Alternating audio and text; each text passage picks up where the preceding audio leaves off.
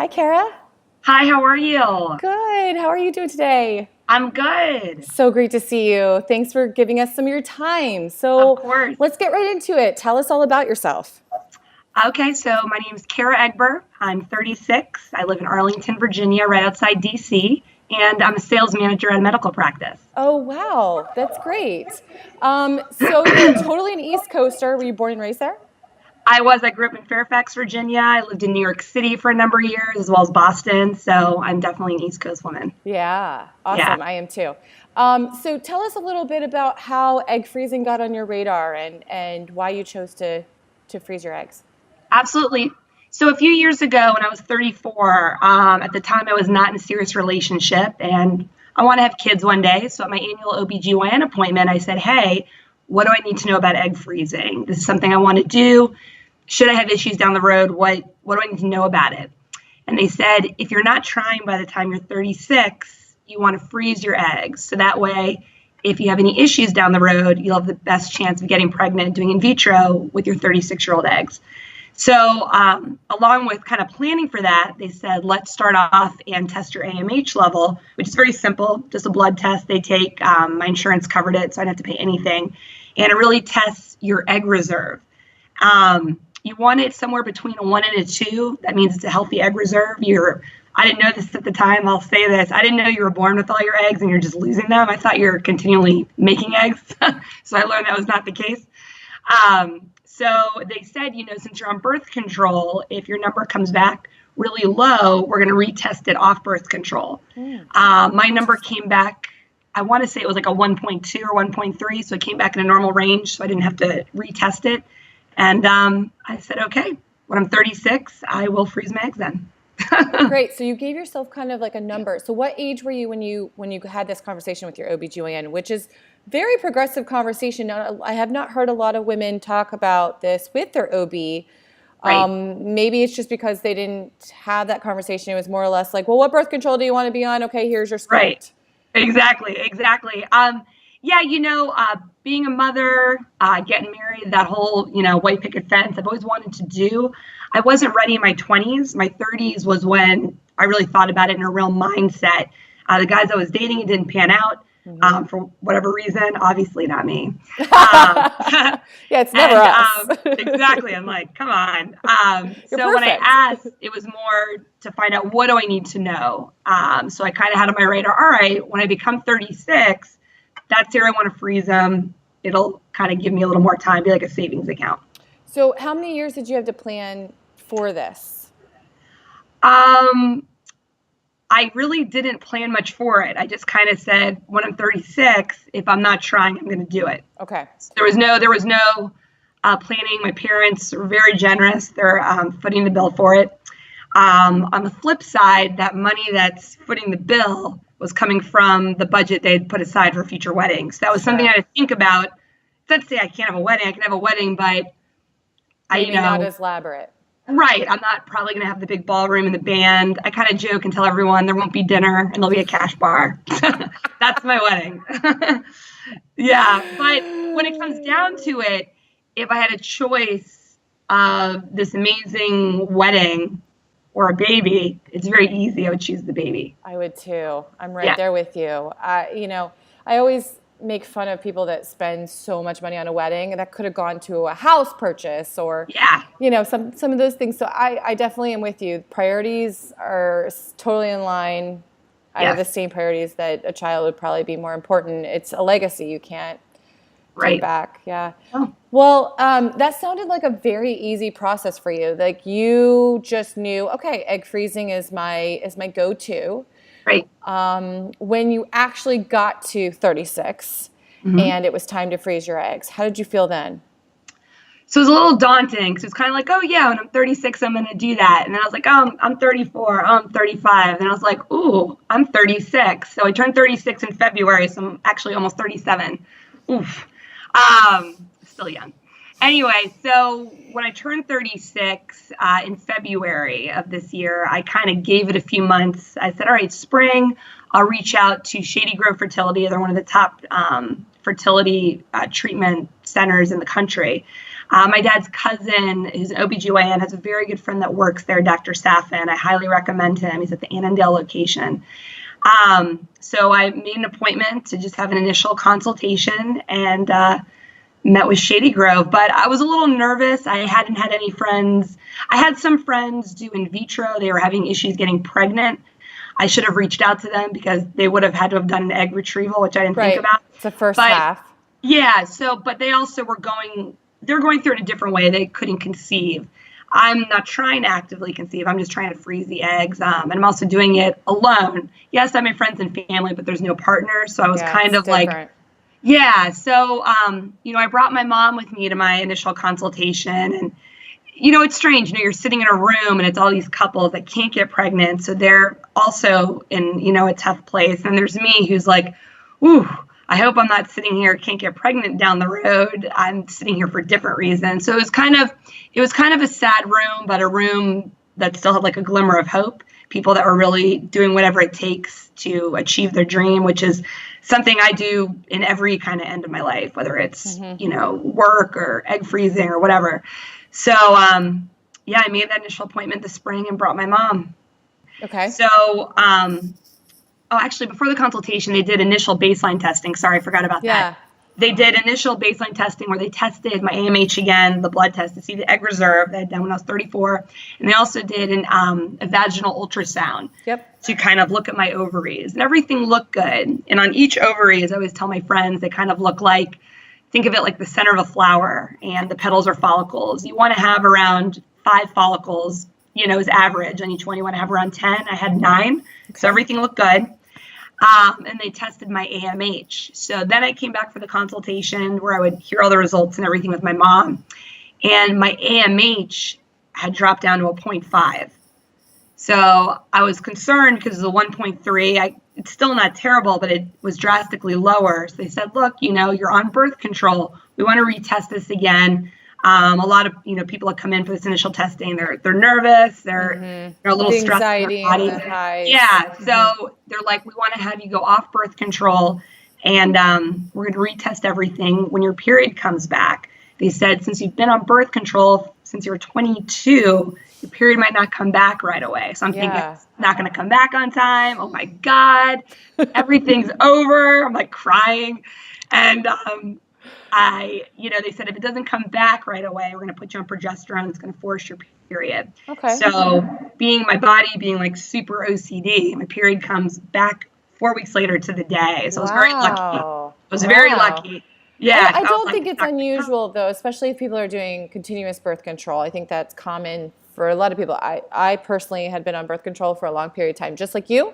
Yeah. And it took me 6 weeks, so a little longer than average. That's still good. Yeah. My friends got married and their period was off for a year when they got off birth control. It just wasn't even coming back. But that's really good. So it came back. They retested everything, the AMH, the vaginal ultrasound. They found 10 follicles that time, and my AMH was actually higher. It was closer to 2. So where I had it tested 2 years ago, the birth control made the number lower. It was much higher than that. Yeah. So those numbers are not always, I think the good takeaway here is the numbers are not always set in stone, that there are external factors that can influence those numbers. And just because you get a certain result doesn't mean that that's exactly where you are. Right. And every month it changes. How many follicles in your ovary changes. You could have 20, you could have 5. Or you could be stressed out, or work could be really demanding. And these are factors that influence your fertility. Exactly. So then they said, okay, the numbers look great. We're going to wait 1 more month, retest everything again. If it looks good, we're going to move forward, start the fertility drugs, and do the procedure. So at this point, I'm like, oh my God, I'm going to be getting really happening. It's right. And so, I'm taking, they had a course called injection class where you learn how to give yourself a shot. Okay. I am a total baby. I can't even watch when they take my blood. So I'm thinking, my dad's a dentist. He'll be able to give me the shots. Oh my God, I have to do this for 2 weeks. So I go to the fertility injection class. You're walking in, you're dizzy. You're I have to do this. Oh my God. I'm glad I took that course. It gave you a lot more confidence. I'm also pretty thin. So on purpose, I gained 5 pounds. So I had a little more to grab in my stomach. So you think about, you want to give yourself a shot. You think about, let me do something meaty like my thigh or something. you don't think an inch below your belly button. So I was like, I'm going to eat donuts, like bagels and pizza every day. I'm going to like cushion this area to grab. I eat those every day anyways, but okay. Yeah, exactly. So I ordered the fertility medicine. It was a little daunting when it arrived. I had a few tears, kind of like, God, I'm doing this. Like, Were you overwhelmed when the box came to your house? Like, I was like, whoa, what is all this stuff? I was like trying to digest it. And yes, like it's a lot and it's expensive. And you're just sitting here, you feel like a chemist. You know, you have all these vials and syringes. I see the syringes and I'm like, oh my God, it's so long. I'm not gonna be able to do this. Little did I know you're taking the large needle off and you're putting on the small one. Thank God, I would have like passed out. So the day came, I had to do my first shot. I went month passed. I got tested again. Everything looked good. So like, we're gonna move forward and we're gonna do this. Okay. So the day came where I was gonna do my first injection, and I told my parents, who live like 20 minutes away, that I felt I could do it on my own the first time. If I couldn't, I would just head over to their house. My dad would do it, and I would just like stay there for 2 weeks. So here I am alone in my apartment. You know, you're mixing a few vials. Most of the time we're just doing 2 shots, and the second week you're doing 3. And here I am holding the needle. I'm about to do it, and I kind of just thought, like, man, like, what if I get like nervous and like faint? I'm like, well, at least my parents know I'm doing this. They'll come find me, but I don't know. It makes you feel like a real woman. There's something about that moment when you're alone in your apartment before you're taking a needle and hitting yourself, sticking into your stomach, that kind of makes you feel pretty badass.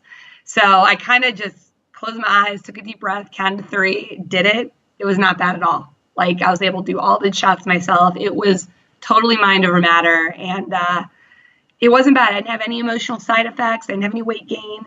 Wow. The hardest part was probably not working out. They don't want you doing any physical activity for, the 7 to 10 days you're doing the injection. So for me, I'm very active. I like to work out 3 times a week. So for me, it was kind of, I'm sitting at work, I'm sitting at home, I'm driving. So I would go on like kind of walks every day. So the hardest part was not being active, but the shots are not bad at all. Wow, that's great. I kind of had a similar experience where the first shot was like, and I actually got nervous, and I went to a friend's house who had done it before. And that was very comforting. But then after the second one, I had it down, and you're right. It's a little nerve-wracking at first, but, once you get that first shot under your belt, the whole world opens up, and you really do feel empowered. I felt very empowered, emotional, but very empowered. Right. You do. You're like, oh my God. But you're like, I can do this. That's I'm going right. to be a mom and dad to be able to step up and do this stuff. That's right. And you're doing it for your future self, which I love that you're such an educator and you're very knowledgeable about this whole procedure. And it sounds like you are influencing your friend group and really just impacting women around you. Thank you. I actually have a few friends who are going to be doing it this year. So there's going to be a lot of us. And we joke that one day, if we're not married, we're just going to get a house and like raise our kids in it together. Right. And take turns going on dates and babysitting. That's awesome. Get a collaborative babysitter, and you guys could babysit share each other's kids. It'll be the new babysitters club. The babysitters club. I love that. That's awesome. Yeah. So after the shots and hormones were over, you had your retrieval day. So tell us a little bit about how you felt that day. Okay, so 48 hours before the egg retrieval, you do something called the trigger shot, which is a bigger needle that some people can give themselves. It's very hard. I had my dad give it to me because it's kind of your lower back right above your butt. I was the most nervous about that because the needle was so long. It actually doesn't hurt at all. Yeah. So you have a trigger shot, and then you have the procedure done 48 hours later. And the trigger shot's kind of silly because it can be done very late at night. Mm-hmm. And then Depends when the doctor can do the retrieval. Exactly. So the time they wanted me to do the trigger shot was 1 a.m. Mine was at 4 a.m. 4 a.m? Oh my God. That's awful. Yeah, I had like 4 alarms set. I did not want to miss my trigger date. Yeah, they're like, do it within the 5 minutes of the time. Yes. I'm all like, oh my God. It's very official. 4 a.m, that's crazy. So, you wake up the morning of, you kind of don't eat anything for 12 hours prior. I was a little nervous. They have you read like all the what ifs can happen page. Hyperstimulation. Like, everything. Bloating and water fatigue. Everything. Yeah. And in any surgery, they're going to have you read all the what ifs, but it's very low chance of the what ifs. Yeah. So I read all of it, and I was a little emotional going into it. I felt ready.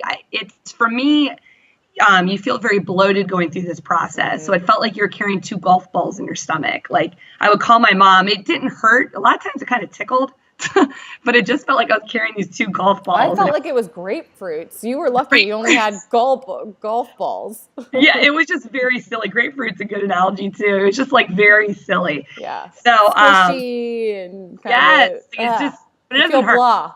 It's just weird. Yeah. And so I get there, and they put an IV on your hand. They're taking your blood pressure, everything, and then they just kind of have you relax in the bed. And I kind of just had a moment, and thought to myself, kind of held my stomach and said a little prayer, like, future kids, I'm going to be an awesome mom. I hope you're healthy, happy. If I'm not using these eggs, if I am, whatever. It was a kind of a cool moment. I'm not someone you praise a lot, but I definitely did then. And this part is actually pretty funny. So the nurse comes and gets me, and they're, walking you back into the room. You go under, not local anesthesia or general, but like a twilight, but you're asleep. And I kind of look at her before we're walking in. I'm in the gown. I got like this IV thing with me. And I look at her right before she opens the door, and I'm like, shit just got real. And she laughed so hard. She's like, no one's ever said that. I'm like, yeah, it got real. Yeah. And the procedure's only about 10, 15 minutes. Yep. They go in, you're totally asleep. I woke up right away after, back on my bed. I had no pain, very minimal bleeding. I kind of rested the rest of the day, but I was back to business as usual the next day. Oh, wow. That's great. So you did not plan to take the next day off, or? I was lucky. It was done on a Saturday. Oh, great. Okay. So you had Sunday to recover, and by Monday you were good to go. Exactly. Awesome. Exactly. Yeah. And that day they tell you how many eggs they were able to pull. And with both of my ovaries, my right ovary was growing the follicles really, really fast. My left ovary was going a little slower. Yep. So they measure them the second week, because you get tested every few days, as you know. Yeah. And it was looking like they were hoping to get hoping for like between 7 and 10. Yep. And 10 is kind of like average. So they pulled out 7 eggs, they told me that day. Great. And then they said, we're going to call you the next day, tell you how many are viable for freezing. Okay. And 5 were viable. Great. So it was good odds out of the 7. The program I paid for allowed me to try this up to 4 times. Wow. So Shady Grove has a multiple freezing program? So it's called Insure 20. So you can, if you get 20 eggs on the first try, awesome. If not, you can try up to 4 times. What gets expensive is you have to pay for the medicine every time. Oh. So I did it in August. I got the 5 eggs. I did it again in October. I had the same numbers, and they kind of tweaked my medicine. Still came back with 5. I'm going to do it one more time in January. What they're finding, you want to freeze around 15 to 18 eggs, because they find for every 5 they unthaw, 1 to 2 make it with the genetic testing, everything. Yeah. So I kind of looked at it like to a live birth. They say it takes about 12 to 15 eggs for a live birth. Exactly. So you could have like 3 tries in vitro. Yeah. So, as my wedding budget's, going down, I said, I'd rather have these chances there should I need down the road. Hopefully, exactly. I hope I never have to use these eggs. But did you ever consider, or was it ever a thought about making embryos? Like with a donor sperm, for example, or was that never a consideration? Not right now. I would go it alone at 39, 40. Mm-hmm. So I'm hoping to still meet the person that I can do this with. If I was with someone and we couldn't get pregnant, I would do the embryos. But I thought, let me just try keeping the eggs there. Yeah. And that way you have the maximized chance to have your own biological child together. Exactly. If not, yes, I would go right to in vitro. Yeah. Sperm. Yeah. Well, that's great. Wow. You have such a great story. Thanks for being so open about, what you experienced, and such a great teacher with your friends. And now your story is out bigger, and really appreciate everything you've said and talked about. Is there any advice other than what you've talked about that you would tell someone that's debating this idea? Like, what would you tell the woman that is teeter-tottering between spending the money or not spending the money and doing this? Well, to answer that, and first off, thank you for having me on Experience, and I hope this story does inspire a lot of people. I did have this conversation with a few friends of mine. They said, well, I think I'm going to wait someone. I think I'm going to wait a few more years. I should meet someone. My mom had no problem getting pregnant. And I said, my mom had no problem getting pregnant either. I said, but you're going to have a harder time accepting you can't be a mom than, hey, I have these, even though I'm having issues, I have these options down the road. You want in life, you can't control what happens to you, right? Obviously, but you can work towards things that'll give you the best odds. And in the end, a wedding is just a day. A baby is forever. So well you really want to up your chances on how you can do that. Yeah, if it's important to you priority wise, it makes sense. Exactly. And just to tell your friends, there are financial things that can be done. Discount programs with the pharmacies. They have there's programs just like Shady Grove offers multiple cycles. Yes. Asking your employer to help the coverage. Seeing if there's external benefits. I mean, where there's a will, there's a way. And there is, and it looks like you're doing that. Helping, but were they not able to help, I would have absolutely taken out a loan and still gone down the shred. Yeah, I wouldn't have done it twice. Yeah, so, but any woman considering it, it sounds daunting, but as you can see, we've both gone through this process, and it's mind over matter. And if something you really want, you can make it happen. Agreed. Well, thanks, Kara, so much, and we'll look forward to keeping up with what's next for you. Sounds good. Thank you for having me on Experience. Bye. Bye.